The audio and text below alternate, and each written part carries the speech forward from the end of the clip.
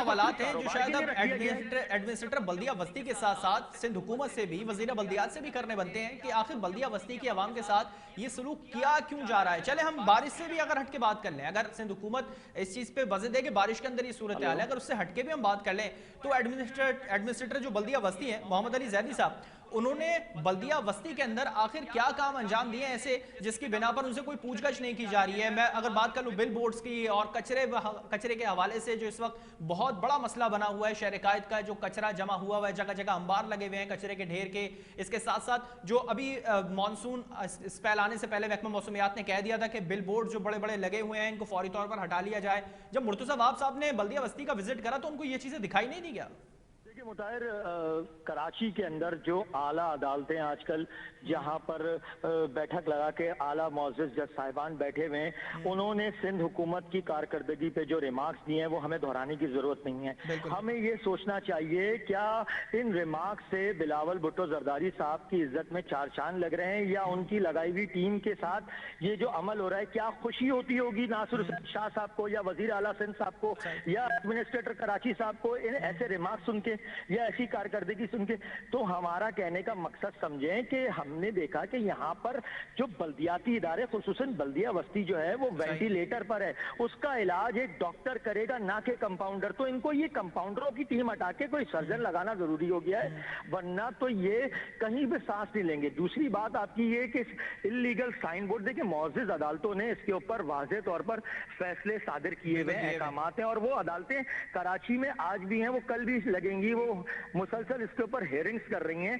तो बल्दिया बस्ती के अंदर आप मतलब कहीं पर भी इस पर जाए, खुसूसन अगर आप यासीनाबाद के अंदर देखें तो इन मानसून बारिशों के अलर्ट के बाद जब महकमा मौसमियात ने बिलबोर्ड हटाने की एक इंटीमेशन दी तो यहाँ पर हमने 2 दिन पहले नया बिलबोर्ड लगाते हुए देखा। अब उनसे इस बात का सवाल करें कि ये बिलबोर्ड तो हटाने का टाइम है क्योंकि रेन इमरजेंसी लग रही है, तो वो इस बात पे कोई जवाब नहीं देते। हम उनसे बात करते हैं कचरे को हटाने की तो वो इस बात पे वो सॉलिड वेस्ट मैनेजमेंट को इसका कसूरवार ठहरा देते हैं। तो करें तो आखिर करें क्या, और बल्दिया बस्ती की आवाम जाए तो आखिर कहां जाए?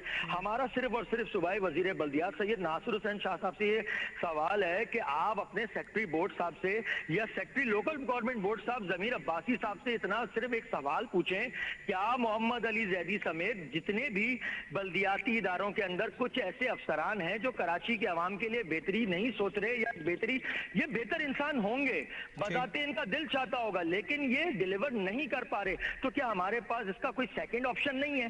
क्या दूसरे बल्दियाती इदारों के अंदर चेंज नहीं होता? क्यों अगर मिसाल के तौर पे तहरीक इंसाफ के MNA MPAs रोड पे खड़े होकर ये जो बल्दियाती निजाम का फेलियर दिखा रहे हैं, अब वो मूवीज दिखा रहे हैं, ट्विटर ट्रेंड बना रहे हैं, तो क्या इससे तकवीत मिल रही है पीपल्स पार्टी को?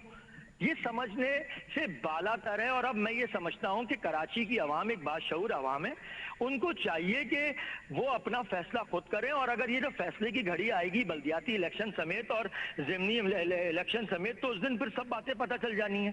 तो इसलिए मैं समझता हूं कि बेहतरी की तरफ जाना चाहिए और इनको काम करना पड़ेगा। ठीक है, ये काम तो करना पड़ेगा। काम करने के लिए होगा कौन? अगर अगर मोहम्मद अली जैदी साहब को अगर हटाएं इनकी जगह से, अगर एडमिनिस्ट्रेटर की पोस्ट से अगर इनको हटा दिया जाता है, अगर सिंध हुकूमत कोई एक्शन लेती है, तो कोई है बल्दिया बस्ती का वाली वारिस होगा, कोई संभाल सकेगा बल्दिया बस्ती को? देखिए ये फैसला करना तो सिंध हुकूमत का काम है, सेक्रेटरी बोर्ड साहब का काम है। इसमें हम अपनी राय ना दें तो बेहतर है।